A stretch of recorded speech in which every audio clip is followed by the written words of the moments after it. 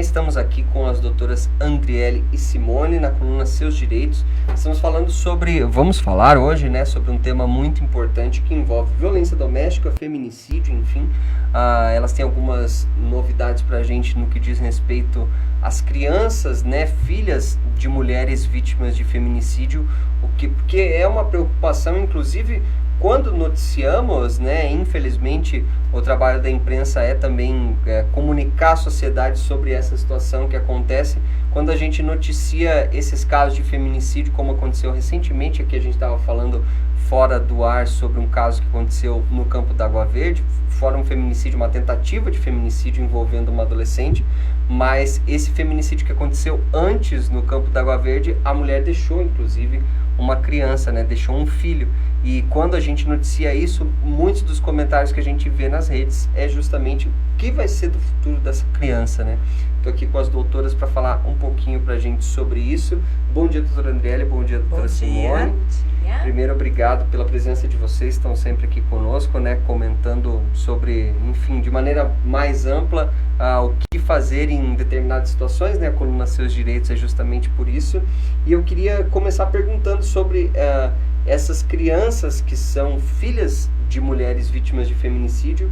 Primeiro, se vocês tiverem conhecimento dessa situação, o que acontece com essas crianças quando o pai é um agressor, o pai é um padrasto, enfim, o tutor dessa criança naquele momento é um agressor e eventualmente vai preso, e a mãe morta, né? O que acontece com essas crianças numa perspectiva mais ampla, para quem vai à guarda dessas crianças, e depois sobre essa decisão que é recente, pelo que vocês comentaram, sobre esse auxílio, alguma coisa nesse sentido, né?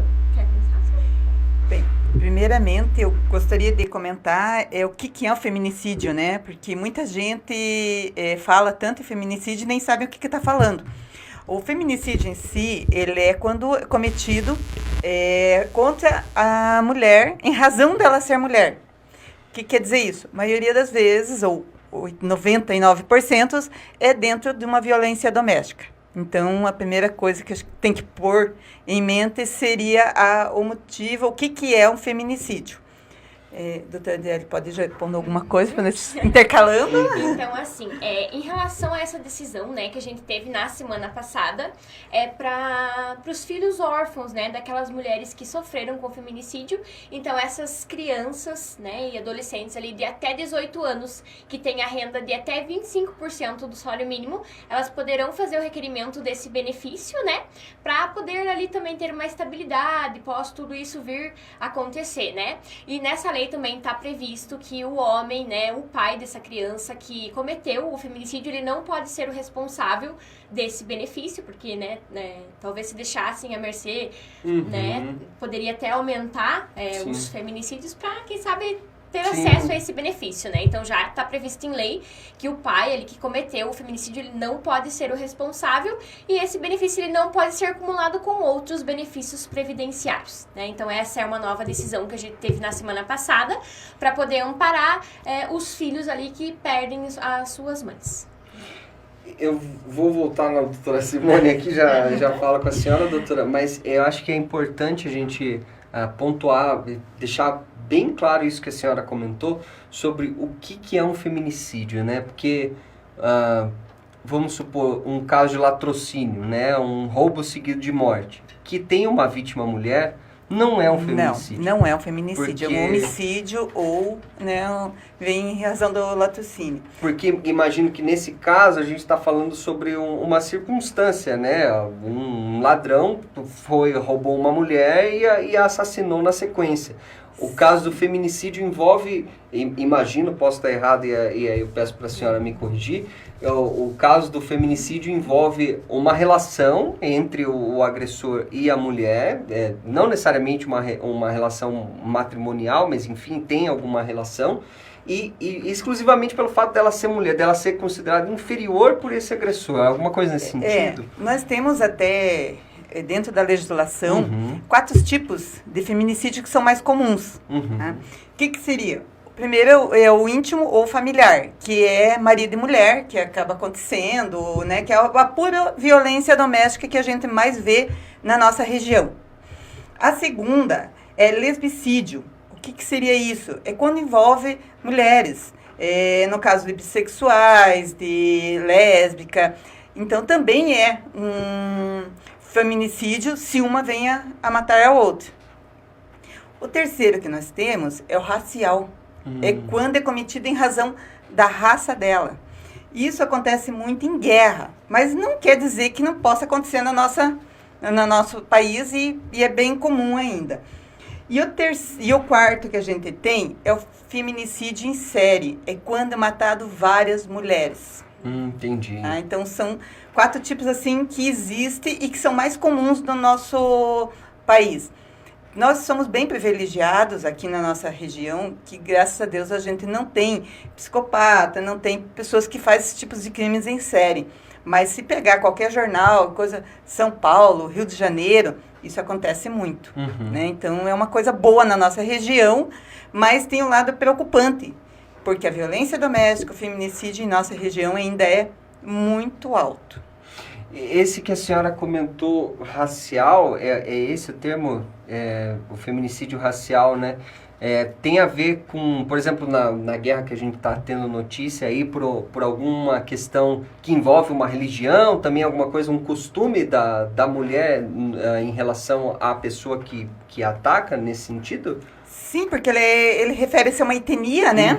Que é o que está acontecendo lá. Sim. E lá a gente vê bastante, eles matam as mulheres em razão delas ser da etnia ou do país que é daquele que eram inimigos. Exatamente. Né? Recentemente eu acho que teve na França, inclusive, uma mulher que estava vestida de burca no metrô e ela também foi atacada. Esse caso também é considerado um feminicídio. Seria feminicídio. E um feminicídio racial. Exatamente. São tanto o libicídio, o feminicídio em série, poucas pessoas conhecem.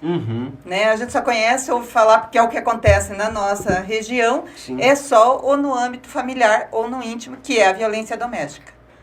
Nesse caso que a senhora comentou em série, por exemplo, um caso, assim que a senhora falou, me veio na cabeça o Maníaco do Parque, por exemplo, em São Paulo, que ele atraía as mulheres para um parque com uma proposta de que elas seriam modelos e tal, e aí ele assassinava elas. Se ele assassinar elas em razão delas ser mulheres, entendi. Sim. Porque o feminicídio ele é voltado, porque ela é mulher, por isso que eles cometem esse crime. Certo. Né? Porque a violência doméstica eles não cometem contra um homem. Sim, né? É em razão dela ser mulher. Doutora Andriele, vou voltar então com a senhora em relação a esse pedido que essas crianças órfãs, né, filhos de mães que foram eventualmente assassinadas por conta do feminicídio, a senhora comentou que elas podem pedir então esse auxílio, vamos colocar assim. Qual que seria o processo então para isso acontecer? Porque imagino que muitas crianças não teriam uma idade legal, enfim, não teriam esse conhecimento de mundo a princípio para recorrer à justiça nesse sentido. Como é que funcionaria isso na prática? Então, possivelmente, alguém vai ficar com a guarda dessas crianças, né? O pai pode ser preso ali, então vai ficar um responsável. Esse responsável que estaria realizando esse requerimento, né? Ele pode ser realizado tanto através da assistente social da cidade, como através do sistema do INSS, né? Às vezes é uma pessoa que não tem acesso, ela pode procurar assistente social, eles vão dar toda essa cobertura para que esse requerimento seja realizado. E esse dinheiro viria do governo do estado, do governo federal? Isso, ele é um benefício assistencial, né? Então ele é pago ali pelo governo para que essa criança fique amparada. É como se ele fosse um benefício, parecido com o BPC Loas, né? Então mesmos requisitos, né? Ter a renda per capita ali até 25% do salário mínimo, então para atender os requisitos, né? E a senhora comentou que também não é um benefício cumulativo, né? Ele não pode acumular com outros benefícios previdenciários. Esses outros seriam... Seria a pensão por morte, né? Então, sim. se a criança tivesse o direito de receber a pensão por morte, ela não conseguiria receber esse benefício, porque daí estaria acumulando e também passando a renda per capita, né? Mas isso no próprio nome da criança. Se a família, por exemplo, se a família que que se tornou tutora dessa criança tiver eventualmente um avó, um avô, algum benefício previdenciário, a criança ainda pode receber. A criança vai poder receber. A criança que não vai poder acumular com outro benefício, né? Então, se a pensão por morte estiver no nome dessa criança, não seria possível daí receber esse benefício assistencial. Eu trouxe até uns gráficos aqui para comentar um pouquinho, né? Por favor. Em relação a onde, como e horário que esse feminicídio pode ocorrer, né? Então, a maior data, assim, desses crimes, eles ocorrem de segunda a sexta-feira, por incrível que pareça, né? Às vezes a gente acha que é no final de semana, mas não. Então, é de segunda a sexta-feira que esses feminicídios acontecem. Também o horário, né, é das 6 da tarde às 6 da manhã, né? Então, ali na parte noturna, geralmente, às vezes, a pessoa que vai cometer esse feminicídio, eu acho que talvez no noturno seja mais fácil até de estar ali mascarando esse crime, né? Porque por a mulher não ter uma assistência ali, não ter, né, só estar os dois na casa, então esse é o horário que mais acontecem esses crimes. Também o local desse feminicídio é na casa da vítima, né? Então sim, ali no convívio entre a família ali, às vezes acontece até na frente dos filhos, né? A gente teve um caso em Irati que aconteceu na frente do filho, então o filho viu toda a cena, né? Então, o posterior, como que vai ficar o psicológico dessa criança vendo ali tudo que aconteceu, né? Também as armas mais usadas são facas, facões e a foice. Então, às vezes a gente pensa que pode ser armas, mas não, né? É esse tipo de A senhora tem estatística da arma de fogo pra gente ter uma arma de fogo, ela fica em 17%. E facas? As facas são 58%. Olha aí, realmente, pelo menos nos últimos casos que a gente tem registrados aqui em Canoinhas, a gente observa isso, né? Que geralmente a arma do crime são, como a polícia se refere, a armas brancas, isso, né? Faca, facões, foices, como a senhora comentou. Em relação a esse benefício previdenciário, doutora, ele pode ter uma variação de valor? É um valor fixado?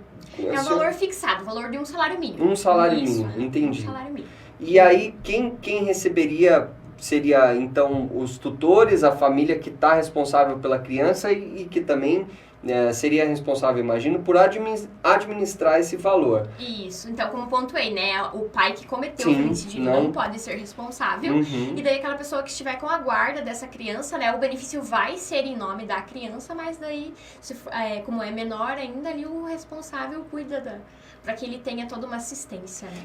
Essa decisão tem ali na descrição dela que essa criança vai ser assistida de alguma forma, ou que o uso desse valor vai ser assistido de alguma forma por um certo período para avaliar se a família não está, vamos colocar assim, se aproveitando dessa condição? Não, ou a não princípio... tem nada, só ali em relação à pessoa que cometeu o feminicídio mesmo. Só está descrito em relação a isso. Entendi. Então... Mas possivelmente vai ter ali assistente social acompanhando todo esse caso e verificando toda a situação para que a criança esteja ali toda, né, assistida e que isso não venha a acontecer. Né? Doutora Simone, a gente estava falando pouco antes de entrarmos aqui ao vivo sobre nós três, na verdade, estávamos falando sobre a violência doméstica que não culmina, né, num feminicídio, que infelizmente é muito comum ainda. A gente tem, obviamente, dados alarmantes sobre feminicídios, sobre mulheres que foram brutalmente assassinadas por seus companheiros, ex-companheiros aqui em Canoinhas, né, dados recentes inclusive, mas como eu comentei com vocês, eventualmente a gente noticia também casos de violência doméstica que já são um sinal, né? Já são um sinal, isso a própria polícia fala que o mínimo sinal de violência de uma pessoa, de um companheiro, ex-companheiro com uma mulher, deve ser notado como um sinal de que aquilo pode escalar, né? Eu queria que a senhora comentasse, doutora, sobre o que fazer nesses casos em que existe a violência doméstica, mas que não é uma situação de flagrante, né? A mulher eventualmente não consegue ligar para a polícia na hora, até pelo próprio agressor impedir ela de fazer isso, ou alguma coisa nesse sentido. Como que as mulheres devem agir ou de que forma que a polícia age nesses casos em que não há uma situação de flagrante? Então, até teve um caso nesse final de semana que uma colega, advogada, me procurou perguntando o que seria feito. E eu fui em busca junto à delegacia. Por quê que eu fui junto à delegacia? Quando há flagrante, a própria polícia militar já leva para a delegacia e é feito o boletim, é feita a medida protetiva, todo o andamento normal. E quando não é pego flagrante, que é a situação que você colocou aqui para a gente. Então, a delegacia nossa em Canoinhas, não só em Canoinhas, no estado todo, através da lei que foi criada, a 14.541, que foi sancionada este ano, todas as delegacias ela tem que ter uma sala 24 horas, especialmente para atender esse tipo de situações. Uhum. O que a mulher tem que fazer? Ir até a delegacia e pedir no plantão, porque toda delegacia tem o seu plantão. Vai na delegacia, registra um boletim no plantão, relata a situação e pede a medida protetiva. O próprio plantão já vai pedir essa medida protetiva.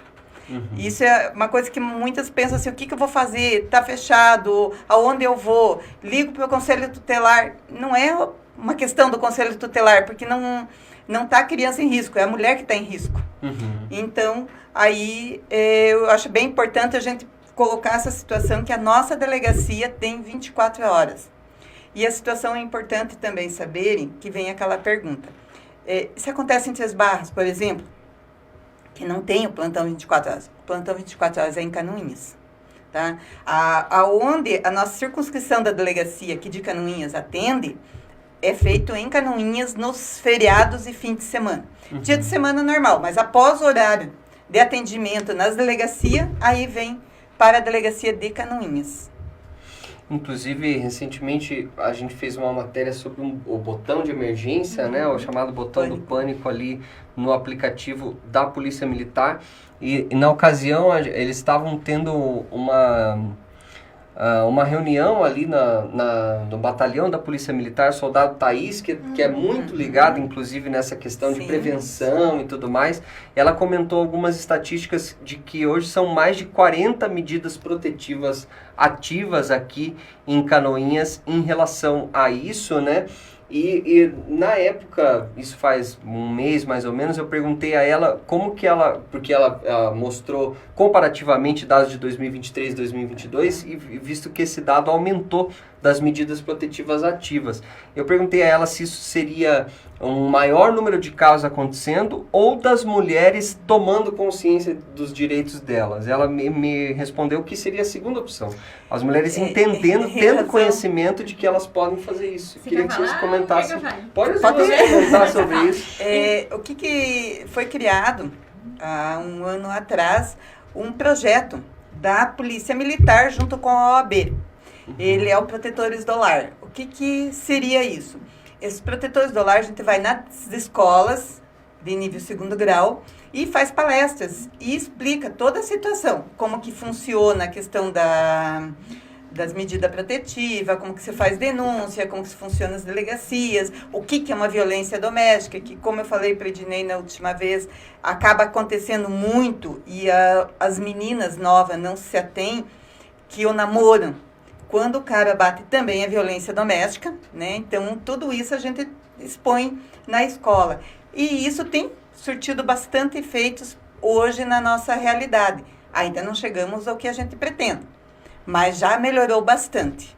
Já tem uma boa melhora. Quer complementar, doutora? Não, eu ia falar que eu acho que é isso que tem ajudado, sabe? Porque tendo essas palestras, tendo essa conscientização, às vezes os filhos chegam em casa, passam para a mãe que vivenciou essa situação, às vezes a mãe nem sabe que está passando por uma violência psicológica, né?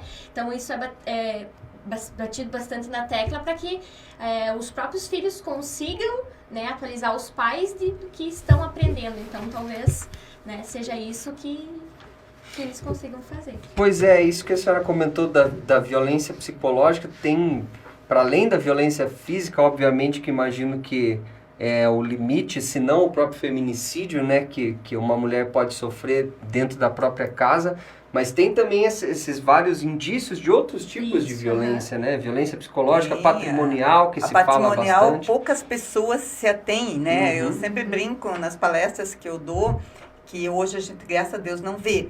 Mas antigamente, os homens bebiam, chegavam em casa e quebravam tudo. Uhum. Isso é uma violência patrimonial. Uhum. Né? Porque está quebrando tudo que tem em casa, o que é deles. Isso é uma violência patrimonial que muitas pessoas não têm esse conhecimento de que seria. A violência sexual, obrigar a mulher a ter relação, também é uma violência, que muitas vezes elas não têm essa noção, essa situação. Sim. Não sabem que é uma violência, pensam que às vezes é só uma situação que elas estão passando, né? Mas isso pode ser comunicado, né? E se caso não for comunicado, pode começar dessa maneira e ao final se tornar um feminicídio também.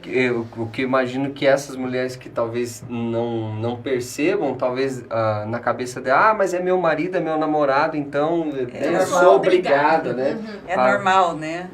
E nesses casos que a gente está falando sobre violência psicológica, violência patrimonial, que não necessariamente envolvem uma violência física, as mulheres também podem pedir medida protetiva? Sim, doutora? podem. Elas têm que ir na delegacia e fazer esse mesmo procedimento. O processo é exatamente o mesmo. A gente até alerta bastante, porque nessa situação elas não têm o botão do pânico, né? Sim. Então, por isso que é importante elas ir na delegacia e fazer esse pedido. Era isso que vocês vinham comentando também antes, a importância que é que as mulheres comuniquem, registrem o que está acontecendo. Porque conforme eu comentei também com as senhoras antes da gente entrar ao vivo, nessa situação de que a gente tem muitos dados de violência doméstica, mas esses são os que têm registro. Infelizmente, tem muita coisa acontecendo que não está registrada. E ainda a gente não chegou a atingir o nível de pessoas um pouco mais cultas, que eles têm vergonha de vir denunciar. Sim. E com certeza também acontece, porque eu sempre cito o exemplo da Maria da Penha, né, que é a responsável pela lei. Ela é uma bioquímica, ele é um professor universitário. Então, quer dizer, isso ainda não tem esses registros. E espero que um dia a gente chegue a isso também, a atingir. Esses fatos, eles não acontecem somente nas famílias mais humildes, mas também, né, nas famílias que têm uma condição social melhor também, né. Doutora, a senhora, voltando um pouquinho nesse benefício previdenciário que a senhora comentou, a senhora falou sobre procurar assistência social e tudo mais. A senhora consegue detalhar um pouquinho mais sobre o processo? O que enfim, a família precisaria levar? Boletim de ocorrência, alguma coisa nesse sentido? Não, vai precisar da certidão de óbito, né, da mãe e os documentos pessoais do filho. Então, com essa documentação ali, comprovante de residência também, já é possível realizar o requerimento. Perfeito. Doutoras, agradeço pela presença das senhoras. Eu deixo espaço aberto, porque é um tema que eu acho que não só as senhoras é muito caro, né, muito relevante, mas para quem está assistindo também, eu deixo o espaço aberto para as senhoras fazerem aí alguma instrução para alguém que eventualmente está assistindo e passando por situação parecida. O que eu gostaria de comentar é que nós estamos no mês de novembro. E o mês de novembro, o nosso CNJ, Conselho Nacional de Justiça, ele criou 21 dias de ativismo pelo fim da violência contra a mulher. Então, agora vai ter várias atividades no país inteiro a respeito disso. E com certeza a gente ainda vai trazer mais coisas aqui sobre a violência em si, porque envolve muita situação e a gente tem que bater para poder conseguir o objetivo. Certo. A minha mensagem que eu deixo aqui é: qualquer sinal, tome providência. Não deixe chegar até lá a fase do feminicídio. A gente teve uma discussão, ele me empurrou, ou até mesmo, né, aqueles xingamentos. Não deixem chegar até a fase que não há mais nada para fazer. A gente tem tantos caminhos a ser percorridos do que chegar nesse final e a gente ter uma mulher assassinada. Então agradeço muito pela presença das duas. É sempre muito importante tê-las aqui, né? A coluna Seus Direitos é justamente para trazer para o público o conhecimento dos direitos, né? E especialmente nesses casos de violência contra a mulher e tal, eu acho que são muito importantes para a gente passar para o pessoal de casa. Nós que agradecemos o convite e por sempre abrir um espaço para a gente poder trazer coisas que está acontecendo, né? Novidades e também a situação em si que a gente está vivendo. Claro. Muito obrigada mais uma vez pelo espaço e até uma próxima oportunidade.